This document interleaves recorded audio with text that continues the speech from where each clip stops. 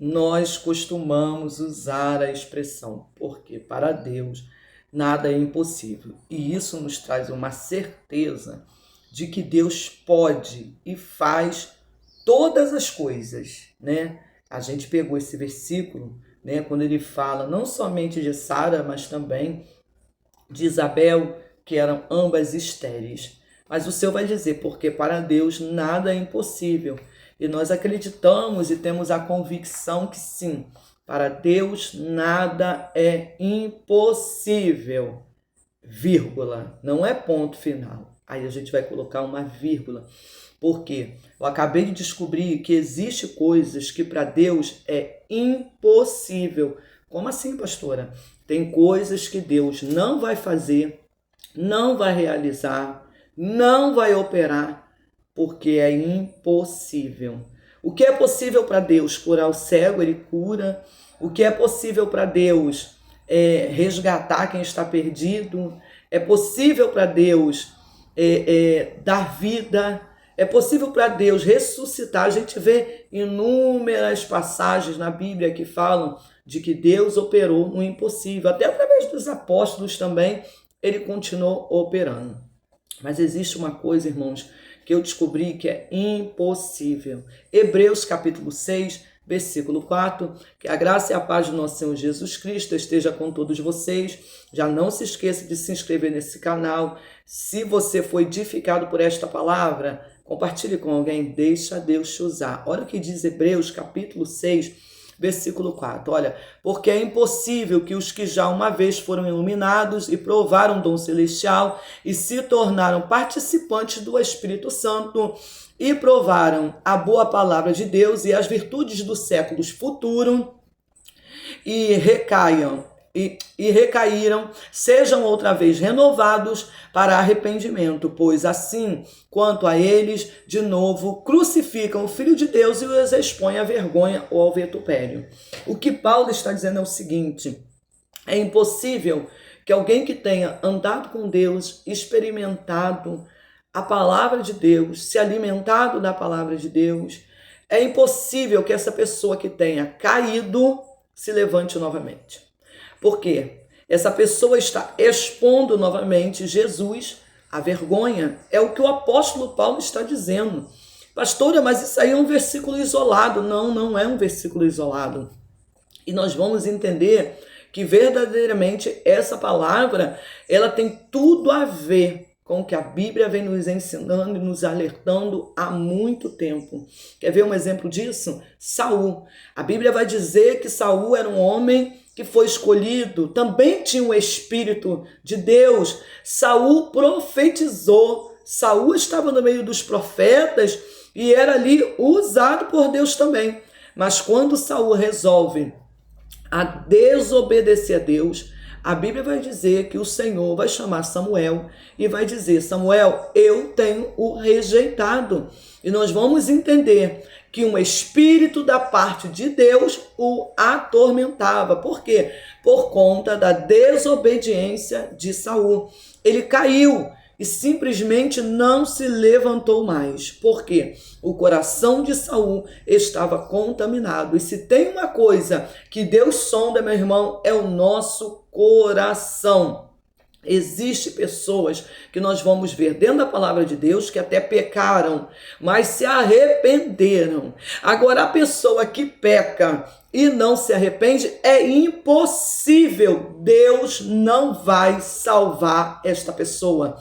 Deus não vai obrigar esta pessoa. Deus não vai forçar esta pessoa de forma alguma. Ei, essa palavra é um despertamento para mim e para você que estamos de pé. Porque a Bíblia vai dizer: aquele que está de pé, tenha cuidado para que não caia. Ou seja, nós precisamos estar atento aos sinais que estão a todos os dias nos rodeando. Quem somos nós verdadeiramente? Nós somos daqueles que usam de misericórdia, nós somos daquele que ama verdadeiramente a Deus, ou nós somos uma farsa? Ou nós somos daqueles que somente quer o proveito de estar andando com Jesus, o proveito do poder que Ele nos dá, o proveito das bênçãos. Quem somos nós? Nós precisamos ter essa análise. Louvado seja o nome do Senhor. Ou seja, a Bíblia vai dizer que esses homens que experimentaram, que andaram, foram cheios do Espírito Santo de Deus, simplesmente não se levantaram mais. Por quê? Foram pessoas que simplesmente envergonharam, crucificaram a Cristo novamente. Ah, pastora, mas isso foi lá no Velho Testamento. Quem disse para você? No Novo Testamento, nós vamos ver pessoas também que simplesmente se negaram, aleluia, a verdadeiramente reconhecer Jesus como seu Salvador. Eu vou te dar um exemplo disso. O ladrão da cruz. Ele estava diante de Jesus, estavam dois ladrões, um à direita e outro à esquerda. Um vai virar para Jesus e vai dizer assim: Senhor, se tu és mesmo o Filho de Deus, desce daqui da cruz e retira-nos a nós também. Salva-te a ti e a nós também. Olha a prepotência desse homem. Ele está diante do Senhor, diante do Filho de Deus, mas ele continua com arrogância, com a prepotência, achando que Jesus tinha que fazer por ele o que ele não estava disposto a fazer. E o que é que ele achava que Jesus tinha que fazer por ele? Livrá-lo daquela morte. Ou seja, nós sabemos que o livramento da morte eterna só vem através de quê? Do arrependimento. Louvado seja o nome do Senhor. Se aquele homem não estava arrependido, então ele não teria o direito a entrar na cidade como demais, como o outro que estava ali também, que vai reconhecer.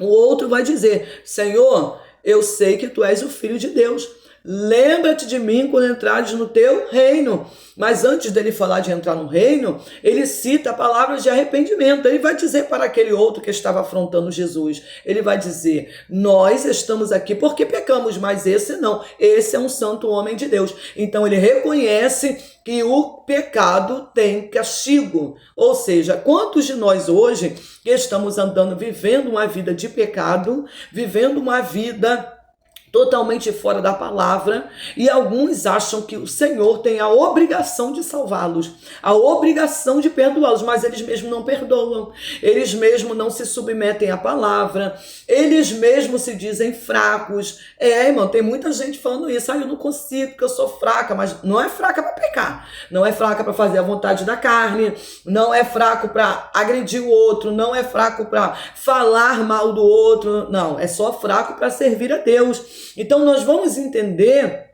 que uma vez essa pessoa conhecendo a Deus e ainda não se arrependendo, é impossível. Quer ver um exemplo mais? A Bíblia vai falar sobre o jovem rico. A Bíblia diz que Jesus o amou. Jesus amou aquele jovem quando viu ele, até porque ele era um cumpridor da palavra de Deus. Quando ele vai perguntar: mestre, o que eu de fazer para herdar a vida eterna? O Senhor Jesus vai dizer para ele, cumpre os mandamentos. Jesus sabia que aquele homem cumpria os mandamentos? Sabia. Jesus sabe de tudo. E ele vai dizer: Senhor, desde a mocidade eu tenho cumprido com a tua palavra. Com os mandamentos: honro meu pai, honro minha mãe, sou dizimista, faço tudo de bom. Aí Jesus vai dizer para ele: então te falta alguma coisa, vai lá, vende o que tu tem e reparte com os pobres. O que faltava nesse homem? Generosidade. O que estava faltando nesse jovem rico? Desapego às coisas materiais e outras situações que a gente poderia citar aqui, analisando esse texto. Ou seja, o que estava faltando naquele homem, aleluia, e ele não quis abrir mão, aleluia. E muitos hoje estão da mesma forma, não querem abrir mão do seu conforto, não querem abrir mão da sua vida. Lembra que a Bíblia diz que aquele que quiser ganhar a sua vida vai perder, mas aquele que perder por amor dele vai achar. Pois é, essa palavra ela é atual até os dias de hoje. E quantos de nós não queremos perder? Até conhecemos a Deus, até adoramos a Deus. Quantos que estão aqui, louvado seja o nome do Senhor, que já tiveram experiências com Deus na profundidade, são profetas, são pessoas que Deus usa dentro da palavra, são pessoas que têm a revelação do Espírito Santo, ou Espírito Santo de Deus, mas simplesmente estão trazendo escândalos, estão negando a Cristo novamente por conta das suas concupiscências, das suas próprias vontades, dos desejos da sua carne, por conta do orgulho, da soberba, da altivez, por conta de achar ou de pensar ou de querer que Deus faça aquilo que é para eles fazerem. Então é isso que o apóstolo Paulo vai dizer, ou seja, outra vez renovados para o arrependimento, porque não querem se arrepender. É isso que ele vai dizer, pois assim quanto a eles de novo crucificam o Filho de Deus, estão crucificando a Cristo novamente e trazendo vergonha. A gente vai ver quantos estão envergonhando o nome do Senhor, quantos estão envergonhando o nome do Senhor, quantos que um dia pregaram e agora estão, eu não vou citar o que estão fazendo, né? Até porque se a gente falar, a gente está julgando, né? Não, mas eu não tenho medo de que alguém fale que eu estou julgando, porque a Bíblia fala que eu posso julgar sim, na justa medida. Certo é certo, errado é errado, né? Mas eu não quero entrar nesse assunto agora. O que eu estou querendo dizer é que se eu e você estamos de pé, nós precisamos cuidar para que nós não venhamos cair. Porque tem muitos que caem e não se levantam mais. Mas tem muitos que estão negando a Cristo e não terão tempo de arrependimento. E Deus não vai obrigar. Tem gente que está achando, quando eu estiver morrendo eu vou me arrepender. Deus conhece seu coração, que você pode hoje servir a Deus, mas não quer. Que hoje você pode se arrepender, mas não quer. Vive uma vida dissoluta de pecado, sem arrependimento, achando que Deus vai fazer o que é para você fazer. Essa palavra é um despertamento para mim e para você. Essa palavra é da parte do Senhor.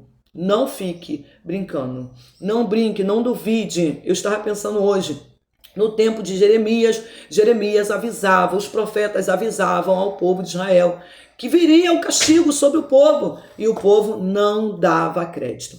E aconteceu o que Jeremias profetizou.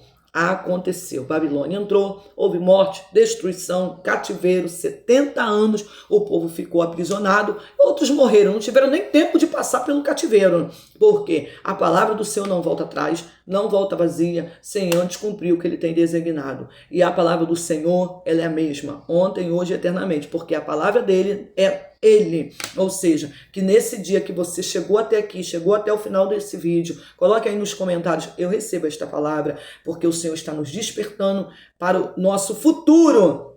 Porque muitos naquele grande dia vão dizer, Senhor, Senhor, então não profetizei, expeli demônios, curei. Ele vai dizer, apartai-vos de mim que não vos conheço, vós que praticais a iniquidade. Servo de Deus, filho de Deus, quem conhece a Deus, faz a vontade de Deus. Amém? Que a graça e a paz do nosso Senhor Jesus Cristo estejam com todos. Ei, guarda essa palavra no teu coração e eu voltem para a glória de Deus.